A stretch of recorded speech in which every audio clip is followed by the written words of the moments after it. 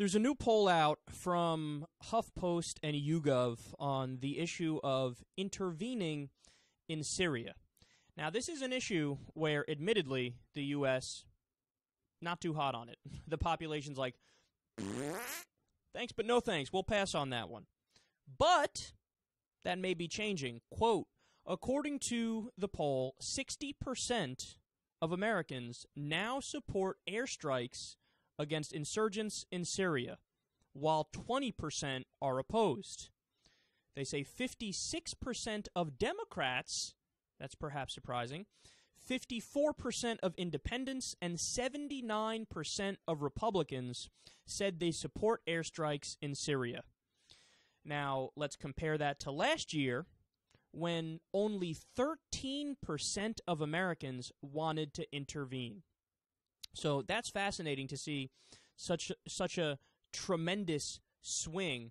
And to be clear, there's a very, very good reason for that. So for those of you who haven't followed this closely, when there was talk last year about intervening in Syria, it was specifically to go after Assad, the leader of Syria, because there were reports that him or his troops had gassed civilians, and that's an international crime, and people were outraged by it. But there is a civil war going on there between the rebels and the pro-government forces, the Assad forces.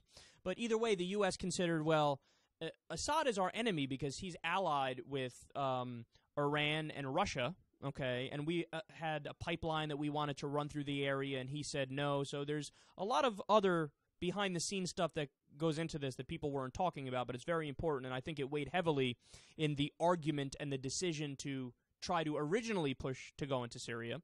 But the American people back then said, hold your horses. There's a lot of bad fucking leaders around the world. There's a lot of dictators around the world. A lot of them we support. So now all of a sudden you want to go after this one specific dictator who is doing shit that's fucked up, but all the other ones are doing fucked up shit too? Hold your horses, son. What about Saudi Arabia? They fucking kill atheists. They kill gay people. They behead people. They have an official Sharia system over there. Women aren't allowed to drive. They can't even fucking show their faces. They have to be accompanied by a man in public. Nonsense, but we support them because they give us oil, right? So the American people were onto this bullshit, and they're like, stop picking and choosing. We don't like Assad, but whatever. We're not gonna. It's not our business, right? So that's why it was 13%. Now it's 60% that want to intervene because now the target is ISIS.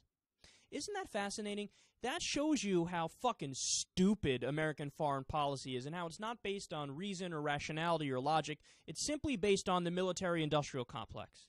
It's based off of who's our buddies, who's not our buddies, and how can we give more money to KBR and Halliburton and Raytheon and Boeing and Abrams? How can we do that? Because we just switched sides in a year in the fight in Syria. Nobody realized that. Nobody noticed that. I'm the only one who was screaming it from the beginning, that originally we wanted to attack Assad. Well, if we attacked Assad, you know who we'd be helping by accident? ISIS. Now, we also would have been helping the FSA, who are the secular rebels, who are the good rebels, right?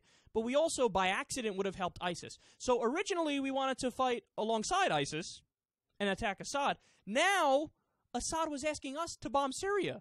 And last year he was begging us not to bomb Syria. But now he wants us to because he wants us to attack some of the rebels, them being ISIS.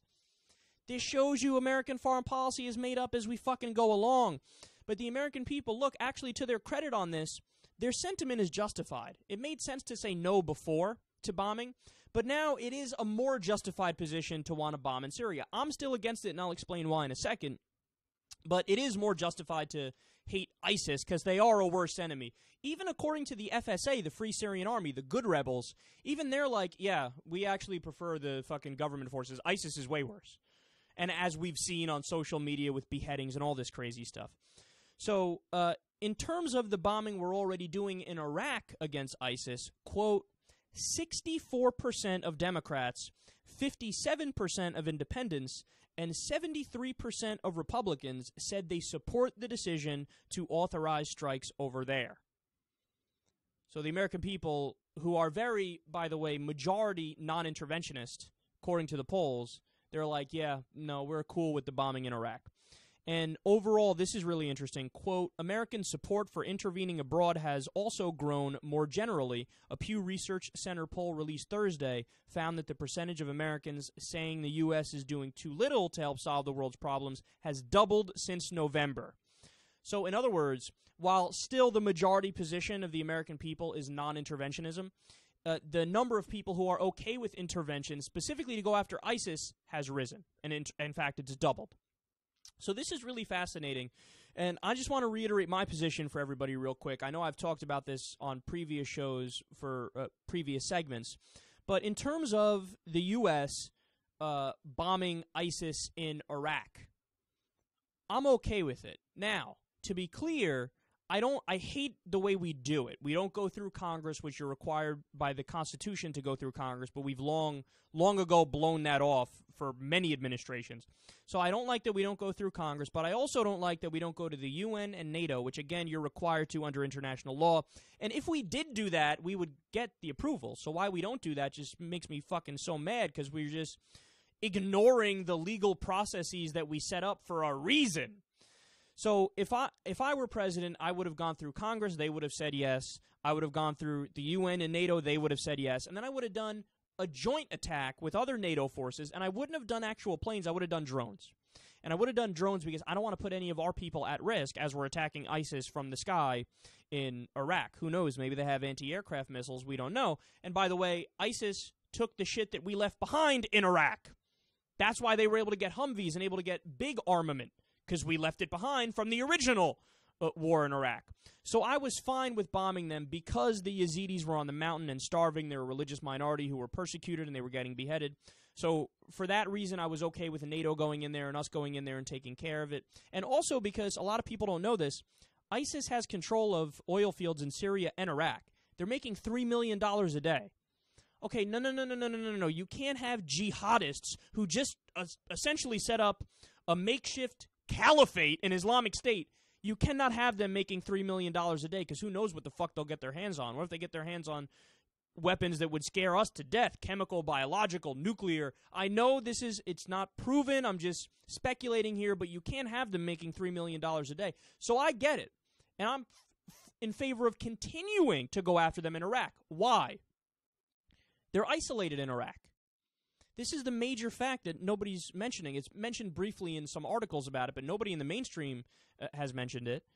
They're isolated in Iraq. When they took Mosul, for example, it was a group of fucking 800 to 900 dudes driving through the desert, and then 800, 900 dudes got 30,000 Iraqi military people to drop their weapons and run away. Why? Because they felt like the Shiite government wasn't representing them, and they were like, well, fuck it, the Sunnis are better. That's who ISIS is, so we'll just run away. We'll be all right. So they're isolated. Yes, fucking bomb them, especially if they're isolated. Here's why I'm against doing it in Syria. They're not isolated. Vice had some great pieces on this. They're mixed in with different, towns and cities and areas in Syria. And if you go after them from the air in Syria, you're going to kill civilians. You kill civilians, you radicalize the population even more, which is what brought ISIS about in the fucking first place. So you can't go after them in Syria because they're mixed in with the populations. And then some people argue, well, arm the FSA. I'm hesitant to do that also. Look, I'm fine with other countries if they want to arm the FSA. I'm not going to block the arms transfers to the FSA. They're the good rebels.